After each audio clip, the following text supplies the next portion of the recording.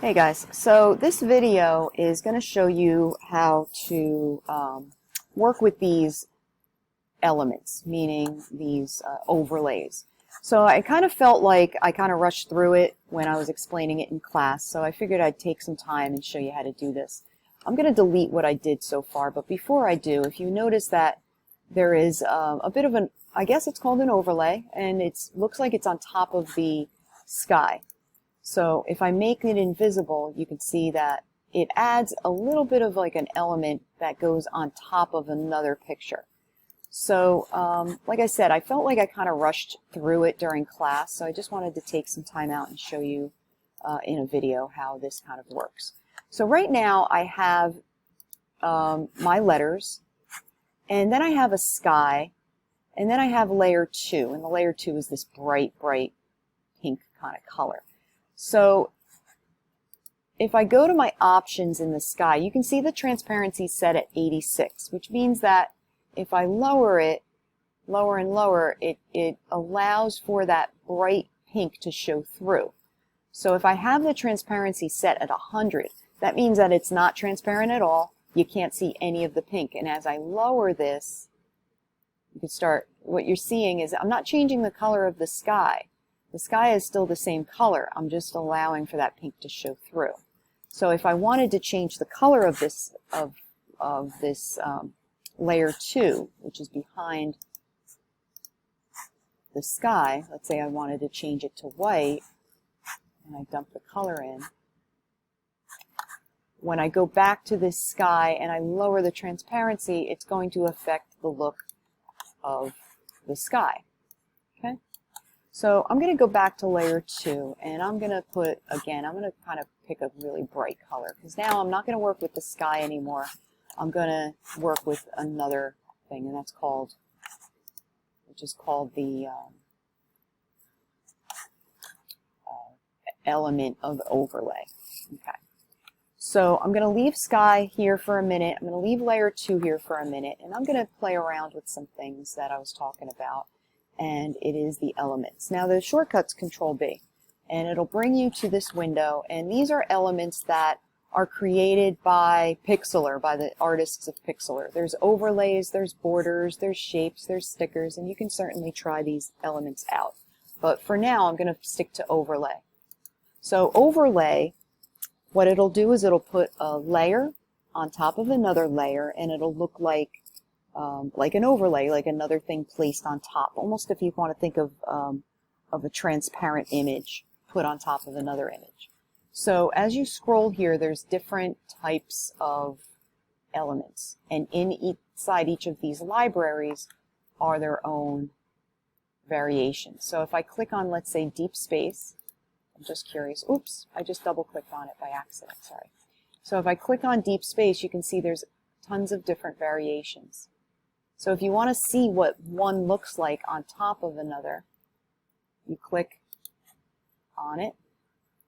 Now, here's where it's a premium element. You have to wait. So it gives you 10 seconds to wait through it. Okay. So you can see that it did appear right on my blotter, right on my workspace. It's already here, so you can kind of get the idea of what it looks like when it's on top. Now what it did is it put this layer on top of even the image of the words. I'm going to have to move that. You can also kind of see what it looks like when you change the transparency. You can rotate the image. So once you like it, you can close it, and now it's put on here. So it is something like an overlay. But now what I want to do is I want to switch the order. I need to have the letters on top. So this layer is locked, so there might be some things that I won't be able to do with it. So you can certainly unlock this by clicking on that layer, and you can double click on the lock right here, or you can go to your top area right here, as long as you're on the arrange, and you can unlock it. Okay? Gives you a little bit of flexibility, so it'll allow you to, oops, wrong layer. It would allow you to, you know, move it around. So I can grab it.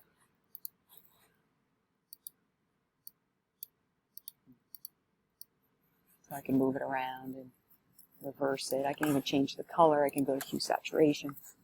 But more importantly, I want you to look at the type of layer this is. If I go to layer settings, you can see the blend mode is screen. Now that's different than what we usually have as a layer. Usually our blend mode is none. When you change it as a screen, it behaves differently. It's going to behave as something that you can see through. Now, even the screen layer will behave differently if you put it in with a solid behind it. Okay, you will be able to see it, and depending on the particular overlay you pick, it will behave differently. For example, you can't see the greens that are in that overlay. If I bring back an image, you can start to see those greens a little bit. So like I said, it's the screen type blend mode is going to act differently depending on what's behind it. Now you can even take this blend mode and change it to none. What that's going to do is it's going to make that image look much more solid. Okay? It's going to behave differently depending on what you have behind it. So if you have this, just a color behind it, it's going to look like that. Go back to screen. Again, it's going to look differently depending on what you set it up to be. And also what's behind it. Okay? So this is just another thing that you could add to your image. Okay? So you can certainly take your time. If you have extra time, you can certainly browse other elements and see what they do. But I figured I wanted to kind of give you a more solid sort of demonstration with this, give you something a little bit more, something you can sink your teeth into, and hopefully I kind of cleared up some things. Okay?